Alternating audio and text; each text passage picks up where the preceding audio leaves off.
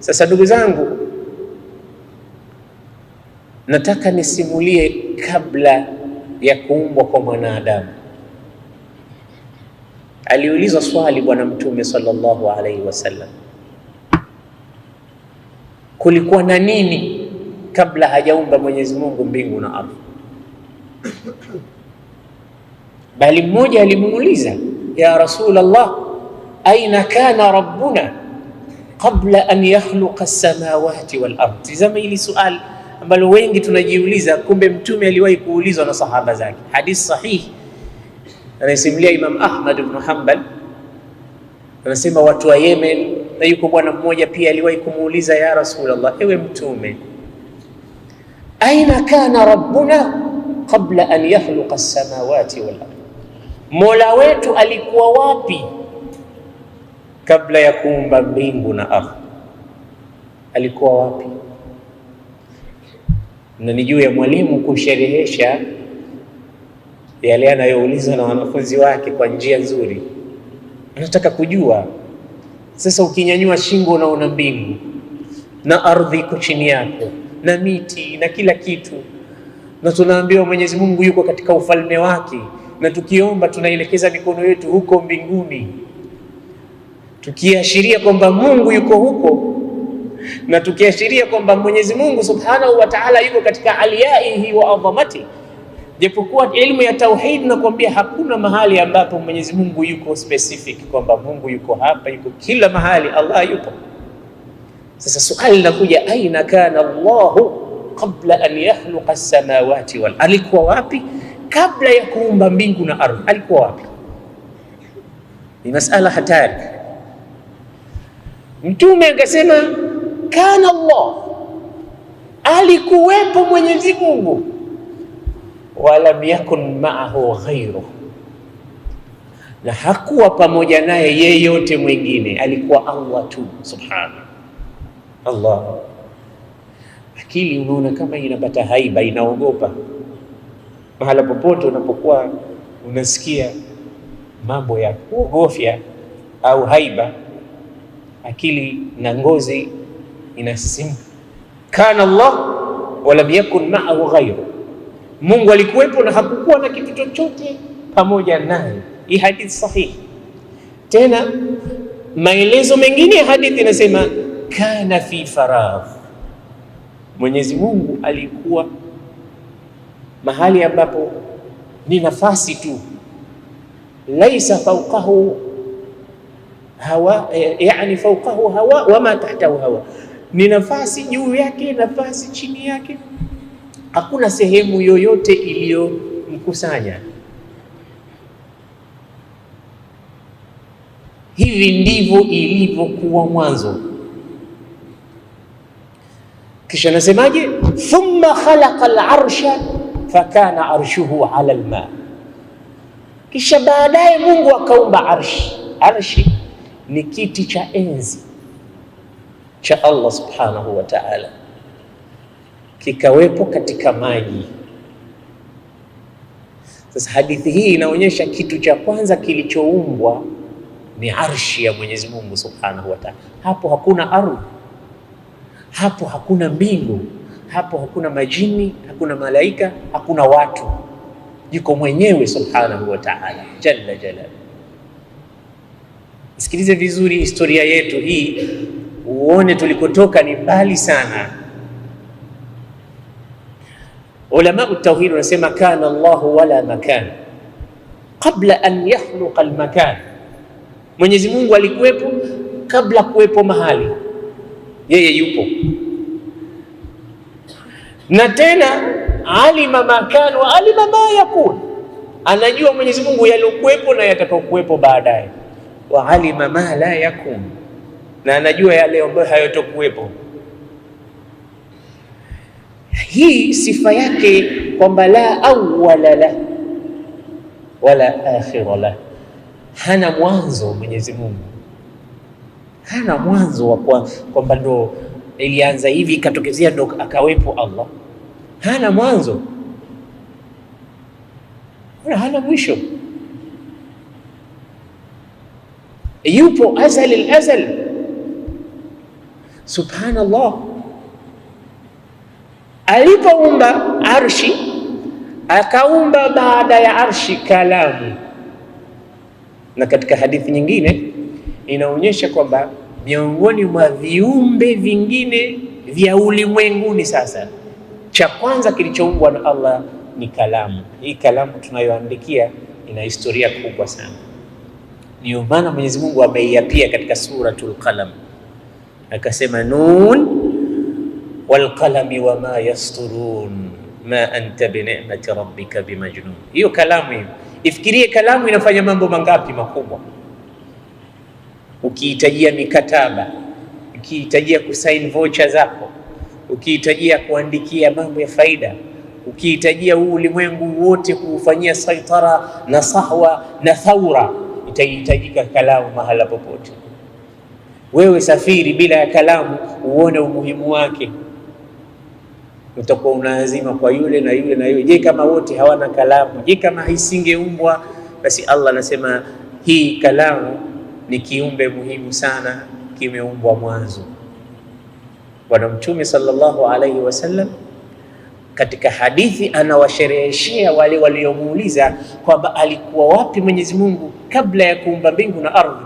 Anawaambia alikuwepo Allah, juu yake hawa, yani faragh, nafasi tu, hakuna kitu chochote kinginecho, na chini yake vile vile.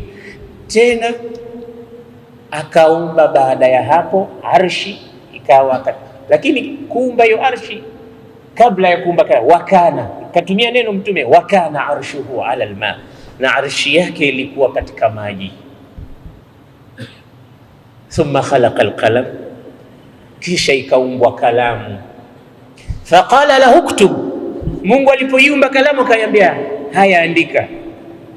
Fajara, ikapita inaandika kalamu, ma yakunu wama sayakunu ila an taquma saa, yatakao kuwepo, habari zote, faili zote za maisha yetu, riziki zetu, kila kitu kikaandikwa na kalamu ile mpaka siku ya Kiyama. Kisha baada ya kuumba kalamu ikaumbwa lauhun mahfuz. Hivi ndio viumbe vya mwanzo kuumbwa, kabla ya majini na kabla ya binadamu. Baada ya kuumbwa lauhun mahfuz na kuumbwa na kalamu, Bwana Mtume anatuhadithia sasa zile siku, Jumamosi, Jumapili, Jumatatu na kitu gani. Hadithi zote ni sahihi, sinaqil hadith dhaif. Bwana Mtume anasema, Sayyidina Abi Hurairah anasema, akhadha Rasulullah biyadi, siku moja Mtume alinikamata mkono akaniambia, laqad khalaqa Allahu yawma as-sabt turba, khalaqa Allahu turbata fi yawmi as-sabt. Ana muhadithia nani? Abu Hurairah. Sema Mwenyezi Mungu ameumba mchanga siku ya Jumamosi. Wa khalaqa al-jibala fi yawmi al-ahad, akaumba majabali siku ya Jumapili. Hizi siku na kila kitu chake. Khalaqa turba ndo mchanga, fi yawmi as-sabt, katika siku ya Jumapili khalaqa al-jibal, wa fi yawmi al-ithnain khalaqa ash-shajar, siku ya Jumatatu Mwenyezi Mungu akaumba miti. Wa fi yawmi ath-thulatha khalaqa al-makruh, siku ya Jumanne kama leo yakaumbwa makruh. Makruh manake vitu vyenye kuchukiza, yani maradhi, chochote kinachochukiza kimeumbwa siku ya Jumanne.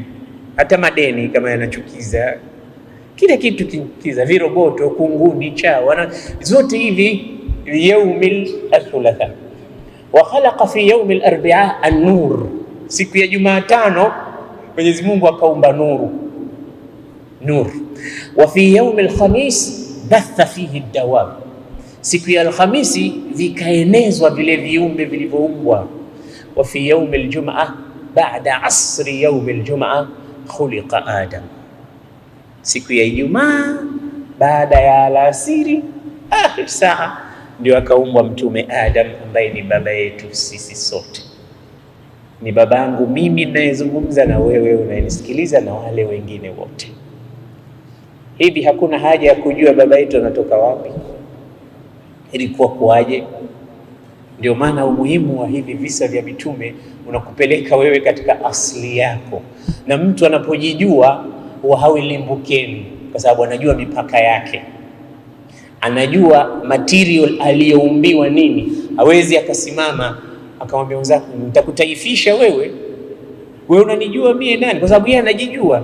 Watu wote wanaowahadid na kuwa challenge wenzao wakawaonyeshia nini, wakajiona kama wao wametoka katika sayari nyingine, huwa hawafahamu nini historia yao, hawafahamu wanatoka wapi, kwa sababu rahimallahu rajulan arafa makanahu wa qadrahu fawaqafa inda. Mungu siku zote anampenda mtu ambaye anajijua cheo chake, anajijua mipaka yake, na anakwenda kusimama pale pale katika mipaka yake ambayo ameandikiwa na Allah jalla jalaluhu. Lakini unaona mwanadamu anachukua mpaka nguvu za Mungu, anachukua mpaka sifa zake, anachukua mpaka yale mambo ambayo Mungu amejisifu nayo, anayachukua yeye. Yule mwanadamu huyu amesahau, hajajua historia yake wala hajajua anatoka wapi.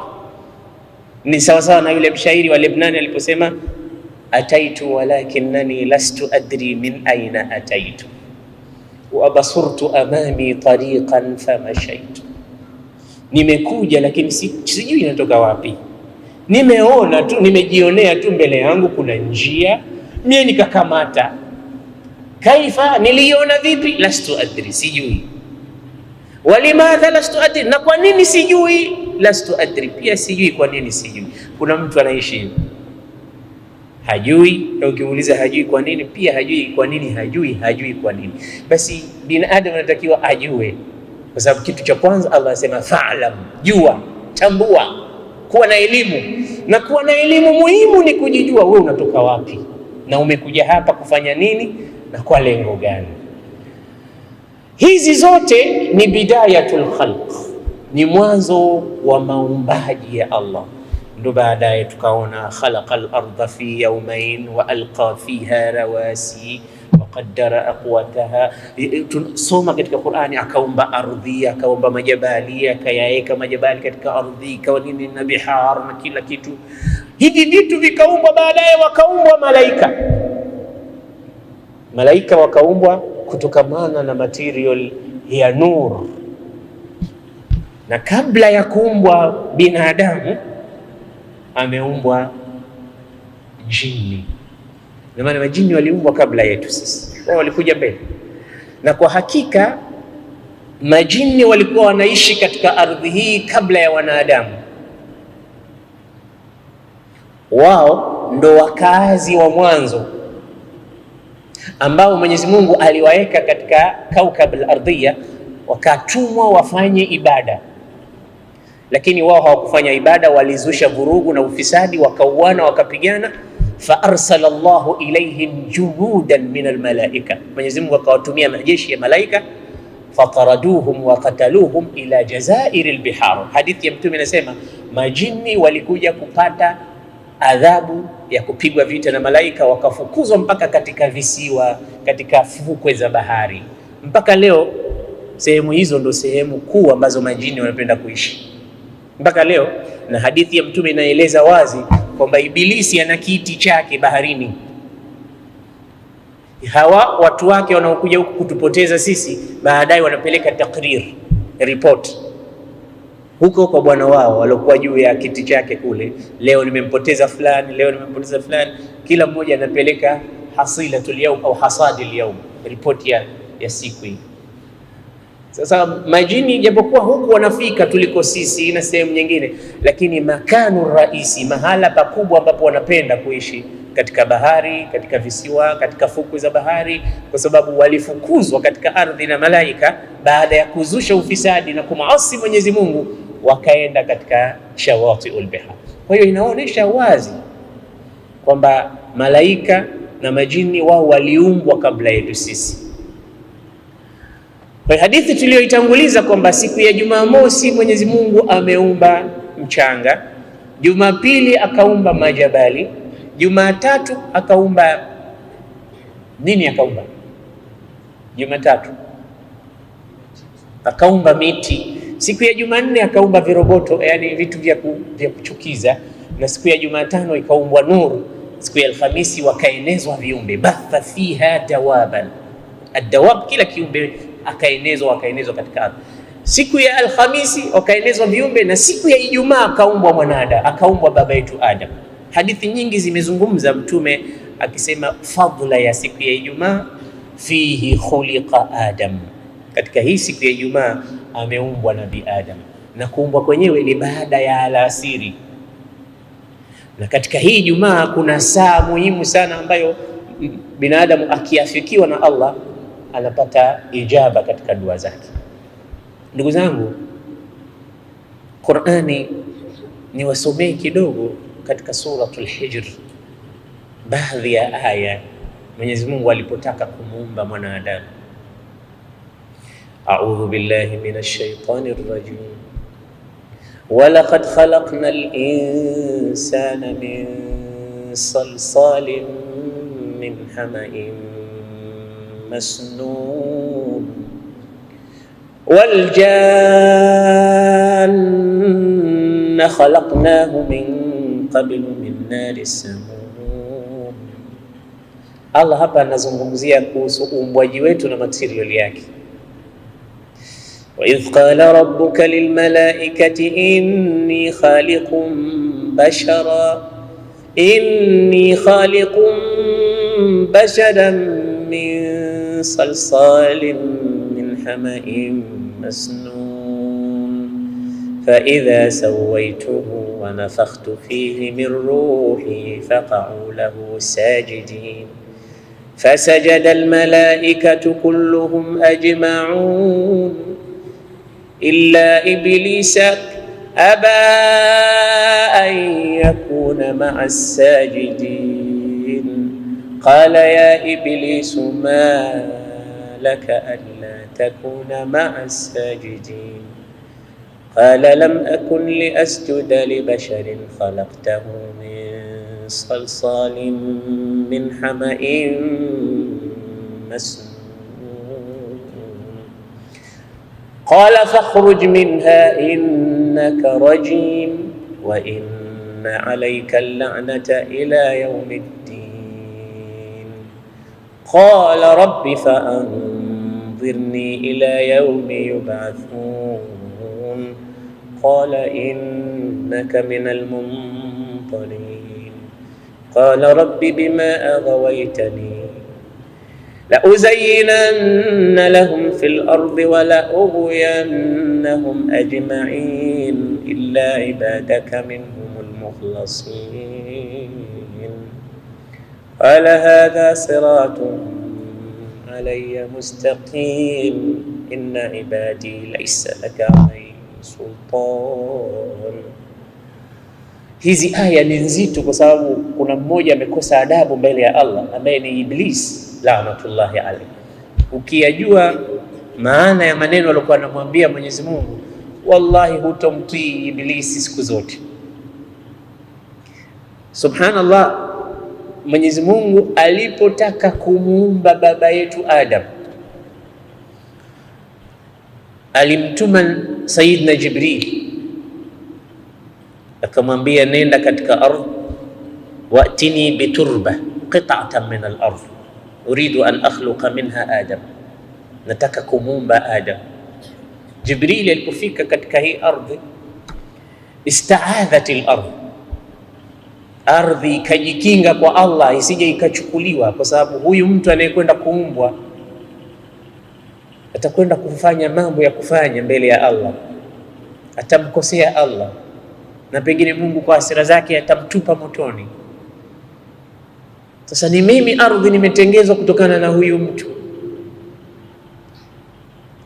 Ardhi ikalia sana ikamwambia Jibril, a'udhu billahi minka, najikinga kwa Allah kutokamana na wewe, usije ukanichukua, sitaki usinichukue.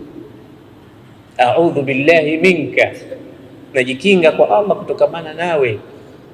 Jibril akarudi kwa Allah akamwambia, ya Rabbi ista'adhat, ardhi imejikinga, imeniambia a'udhu billahi minka. Mwenyezi Mungu akamtuma Israfil. Baadaye Israfil akajibiwa vile vile na ardhi, Mwenyezi Mungu akamtuma Mikail, akaambiwa vile vile na ardhi. Mwenyezi Mungu akamtuma malakul maut Israil. Israil alipofika katika ardhi, akamwambia a'udhu billahi mink, na Israeli kaambia ardhi, wa ana a'udhu billahi an arji'a ila Allah biduni turba, hata mimi najikinga kwa Mungu nisije nikarudi kwake mikono mitupu.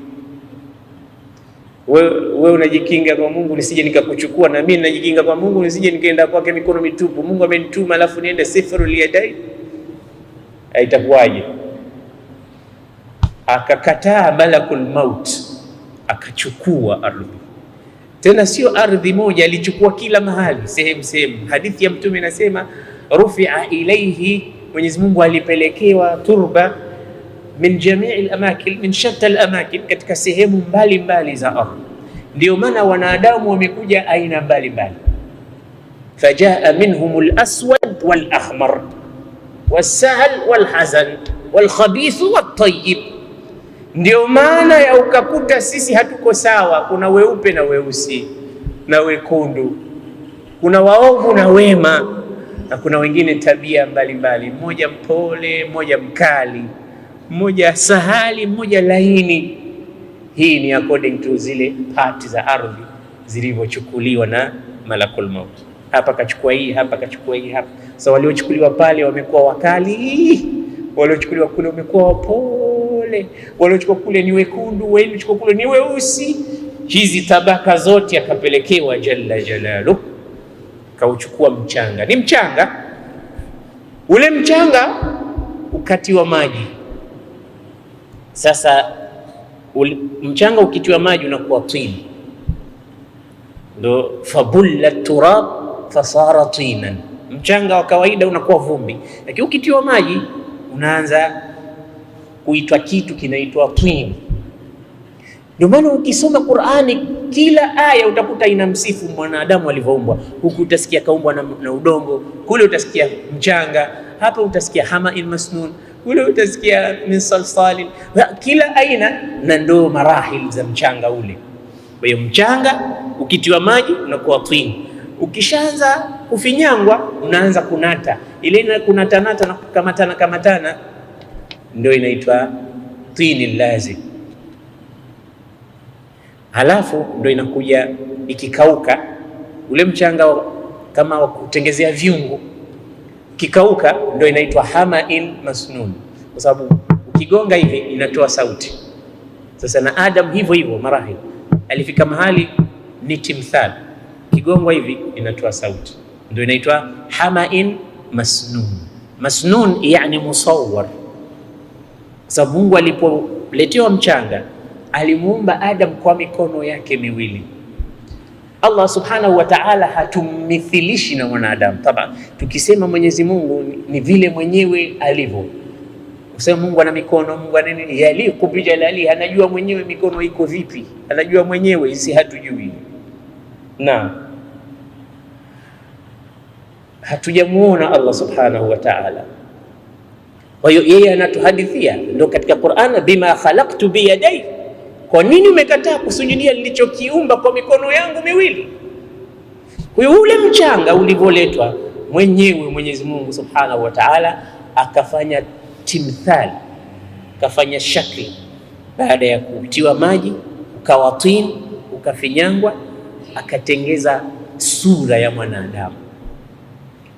Ni sanamu tu likawekwa huko muda ambao anajua mwenyewe Mwenyezi Mungu, tena muda mrefu umepita. Lile sanamu ambaye ni Nabii Adam liko pale, alitaharaka, aligusu na mtu.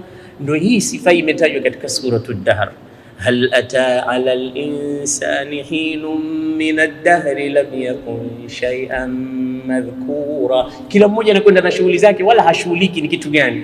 Ndio hal ata, je, hazikumpitia mwanadamu miaka, zama, wakati mrefu, hakuwa ni kitu chenye kutajika, hakuwa ni kitu chenye kutambulika. Kila mmoja katika wale malaika wanapita, hii ndo nini, ni kitu gani hiki Mungu anataka kutengeza? Imelekwa pale, halina roho sanamu lile, halina kitu chochote kingine, ni timthali. Baadaye udongo ukishakuwa muda mrefu unapiga weusi, kisha kauka, unaona unatoa rangi nyeusi na kutoa sauti. Sasa akina Ibilisi walikuwa tayari. Ibilisi historia yake yeye ni katika majini, sio katika malaika. Na baada ya hawa majini kufukuzwa katika ardhi, huyu alikuwa mdogo na yeye alikuwa mcha Mungu mwema, akachukuliwa na malaika, yeye akalelewa mbinguni pamoja na malaika. Kwa hiyo wao walikuwa katika kuzunguka kwao, wakiona ile timthali, wakipiga mateke, inatoa sauti, wanaanza kuulizana ni kitu gani hichi? Malaika wanasema liyakhluqa Allahu ma yasha, Mungu aumbe atakacho kuumba, lakini lan yakhluqa makhluqan a'lam wa akram minna, hatoumba Mwenyezi Mungu kiumbe mjuzi na mwenye kuelewa mambo na mbora kuliko sisi malaika.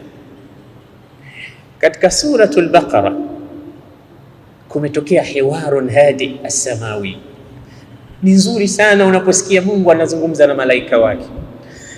Wa idh qala rabbuka lilmalaikati inni ja'ilun fil ardi khalifa, aliwaambia mimi nataka kumpeleka katika ile dunia khalifa. Khalifa manake mtawala, lakini atakayekuja baada. Kama unaposoma historia ya bwana mtume ambayo tutaisoma insha Allah baada ya qasasul anbiya, lengo letu tunataka tusome mpaka daulatul amawiyya, daulatul abbasiyya, tufike daulatul uthmaniyya. Na daulatul uthmaniyya haiko mbali, ilianguka mwaka 1924, Ottoman Empire unaita. Mwaka 1924, 2023 itakuwa miaka 100, wata celebrate wa Turuki kuanzia kudondoka dola ya Kiislamu ya mwisho ambayo iliangushwa na mtu mmoja akiitwa Mustafa Kemal Atatürk. Hii ni muhimu sana kuifahamu katika dini, kwa sababu tunajua tumetoka wapi. Inshallah tumuombe Mungu tupate uzima, tufikie huko kote. Sayyiduna Adam kuumbwa kwake, kwanza Mwenyezi Mungu anawaambia malaika, nataka kumpeleka kiumbe mtawala, kiongozi katika ile dunia. Malaika walimuuliza, ya Rabb, atajalu fiha man yufsidu fiha wa yasfiku dima, unataka kumpeleka katika dunia hiyo kiumbe ambaye atamwaga damu, kiumbe ambaye atafanya ufisadi? Walijuaje kama sisi tutafanya ufisadi? Na tujiulize, huo ufisadi kweli tunafanya? Naam, ufisadi mkubwa tunafanya katika hii dunia. Damu kweli zinamwagwa? Wallahi, tahaddath anha wala haraj. Kuhusu damu zungumza utakavyozungumza, damu zinamwagwa usiku na mchana bighairi haq. Sasa malaika walijuaje? Experience yao walipata kutokana na hali ya majini wale wa mwanzo waliowekwa katika hii ardhi, wakaanzisha fujo na vurugu. Sasa malaika wanajiuliza, ya Rabbi, umemuumba jini umempeleka katika ardhi akafanya ibada, akakuasi, akafanya vurugu, na mwisho ikawa damu zimemwagika na kitu. Sasa unampeleka huyu mwanadamu ambaye yeye inaonyesha ni kiumbe dhaifu. Walikuwa wanajua udhaifu wetu mapema. Sababu gani? Katika ile zunguka yao waliona katika tumbo lake kuna nafasi, kuna jaufu. Jaufu manake ukitizama ndani unaona katika mdomo mpaka kupitia katika sehemu ya haja. Roho ndo hamna, lakini nafasi hii ipo. Yani Mungu alimtengeza ati huyu binadamu akawa kama vile sanamu tunavyoona, na ikawa kuna jaufu. Sasa hii jaufu iliwapelekea wao kupata kujua kwamba hadha khalqun lan yatamalak, huyu kiumbe hatakuwa na nguvu, yani atakuwa dhaifu. Na ndio maana Ibilisi alikuwa akitumbukia katika mdomo, akiingia ndani kisha akitoka na huko nyuma, kisha akicheza ndani ya ule mwili wa mwanadamu. Kisha wenzake malaika walikumwambia, msije mkastaajabu kiumbe hiki kikawa bora kuliko sisi. Ibilisi aliwahi kusema, akasema, wallahi la in sullitu alayhi la uhlikanna, mimi nikifanywa bora kuliko huyu nitamnyanyasa, nitamwangamiza. Wala in sullita alayya la asiyanna, na kama yeye ndo atafanywa bora kuliko mimi nitamuasi, nitakataa. Haiwezekani huyo kiumbe kuwa bora kuliko mimi. Kwa hiyo uadui wetu sisi na Ibilisi ni uadui kwanza, hata roho haijatiwa. Alikuwa fikra hizo anazo katika moyo wake, anasema nikiwa mimi bora ninammaliza huyu, na akiwa yeye bora nitamuasi. Basi Mwenyezi Mungu Subhanahu wa Ta'ala akawaambia, baada ya kuambia nataka kumleta kiumbe ambaye atakuwa ni mtawala, anaiendesha hii, ni mudirul ardh, kila kitu lazima kiwe kinaendeshwa, anasimamia mambo ya haki, anasimamia uadilifu, anasimamia na mambo yaende kwa nidhamu katika hii dunia. Adam, qalu ataj'alu fiha man yufsidu fiha wa yasfiku ad-dima, unapeleka katika ardhi atakayefanya ufisadi na umwagaji wa damu. Wa nahnu nusabbihu bihamdika wa nuqaddisu lak, kwani nini ya Rabb? Kama ni kuabudiwa ndiko unakotaka, sisi tunakuabudu usiku na mchana, tunakutakasa. Sasa huu kiumbe unataka kumpeleka kule kwa ajili ya nini? Kama ni ibada, sisi tunaifanya ibada.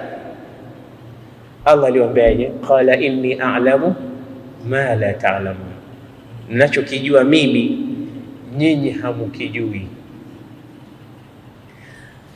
Ndio kisa cha kutumwa malaika achukue qita'atun min al-ardh, na kweli Mwenyezi Mungu akapelekewa. Malakul mauti aliposimama mbele ya Allah na mchanga wake mkononi, akamuuliza madha qalat laka al-ardh, ardhi imekwambia nini ulipokwenda? Wa huwa a'lam. Mwenyezi Mungu anauliza wakati anajua. Malakul mauti akasema ista'adhat, ardhi ilikataa ikajikinga, na mimi nikamwambia na mimi pia astaidhu billah, na mimi pia najikinga kurudi kwa. Kwa nini? Nasema limadha lam tarhama, mbona hukuisikitikia kama wenzako walivyosikitika? Nasema liannani alimtu anna tanfidha amrika auja min qawliha, mimi nilitambua kwamba kutekeleza amri yako ya Rabb ni wajibu zaidi kuliko kuisikiliza kauli yake ardhi. Kwa hiyo haikunitisha mimi hata kusema a'udhu billahi mink. Allah akasema basi wewe ndo umefit kwenda kutoa roho za wanadamu. Huyo atatutembelea sote siku moja.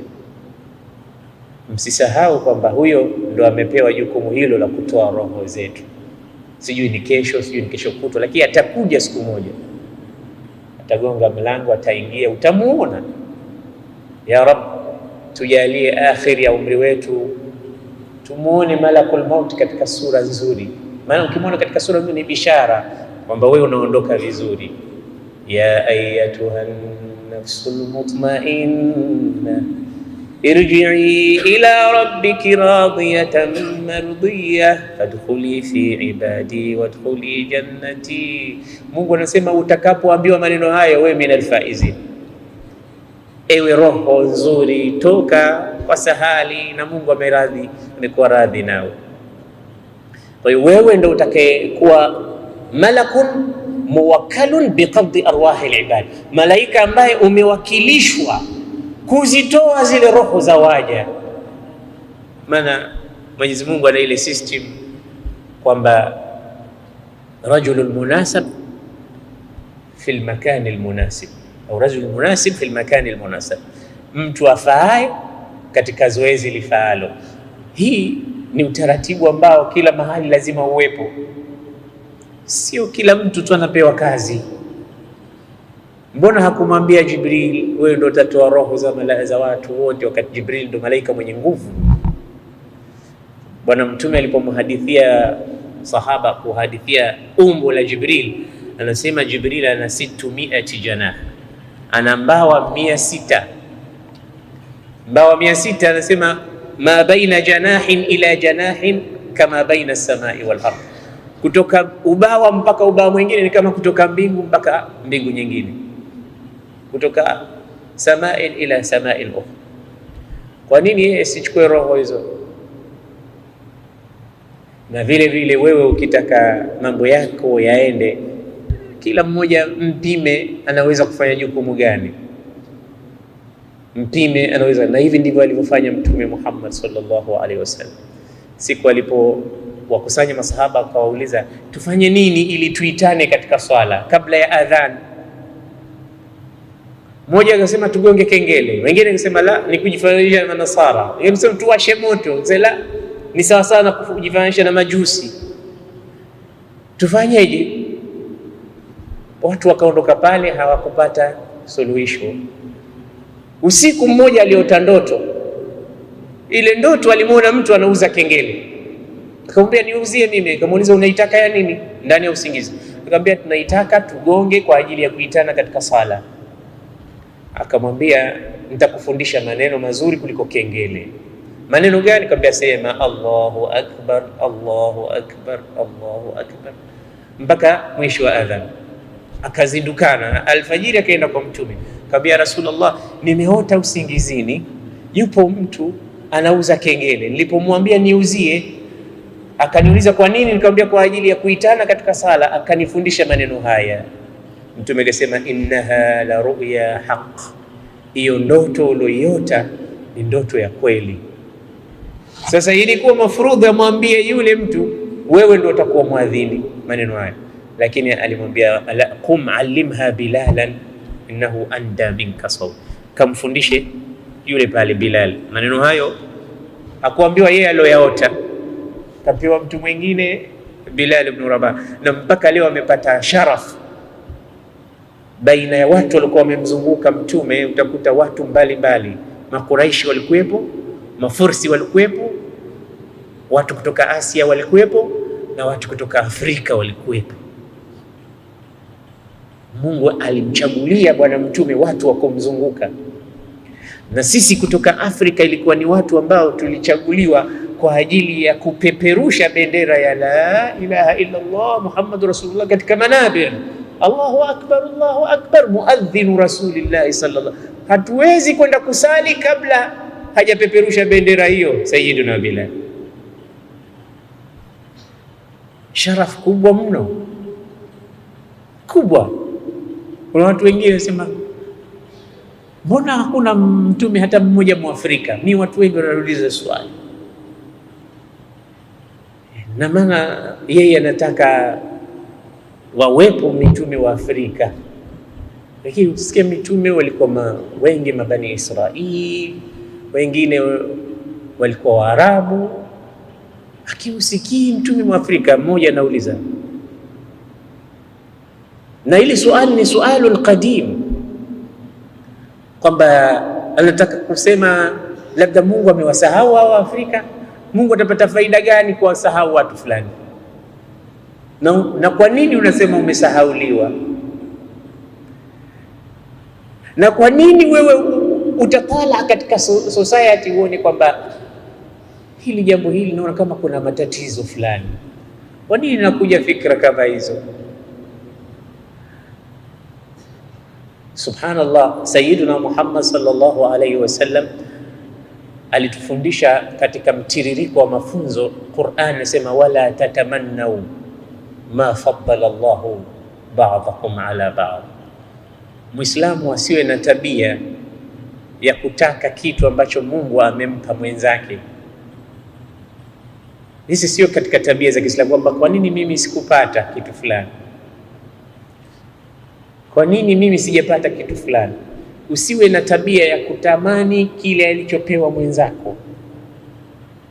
Hii ni tabia moja katika tabia mbaya, kwa sababu hupelekea mpaka mtu akadharau kile alichopewa yeye na Mwenyezi Mungu, kwamba kama Mungu ananipenda kweli, mie angenipa baskeli kama aliyopewa yule, au akanipa shamba kama la yule bwana, au akanipa gari kama lake yule, au angalau nikawa na nyumba kama yake, ndio angalau tungekuwa tunaona Mungu amefanya uadilifu.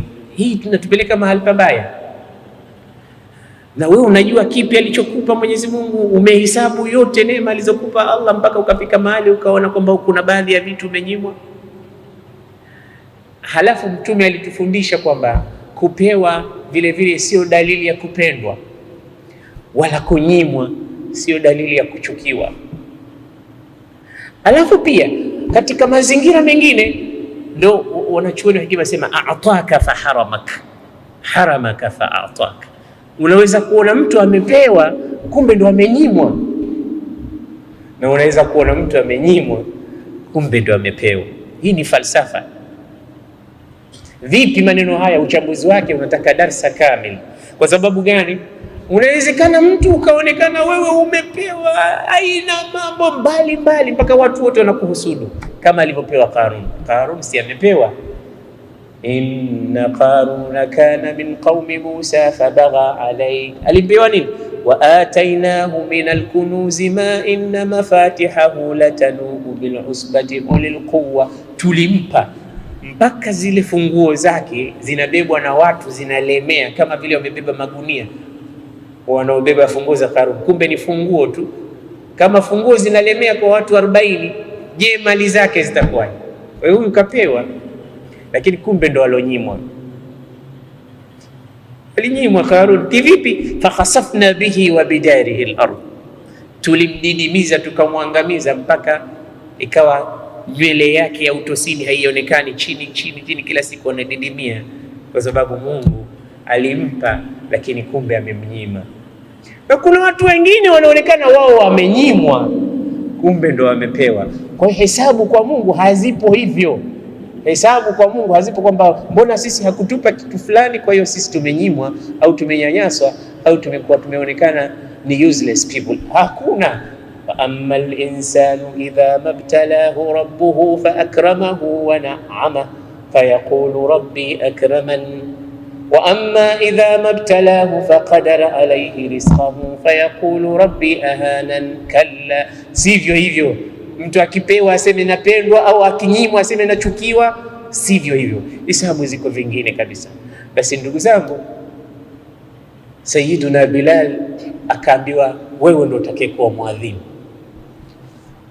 kama alivyoambiwa Jibril, wewe kaa pembeni, huyu ndiye atakayekuwa mtoa roho.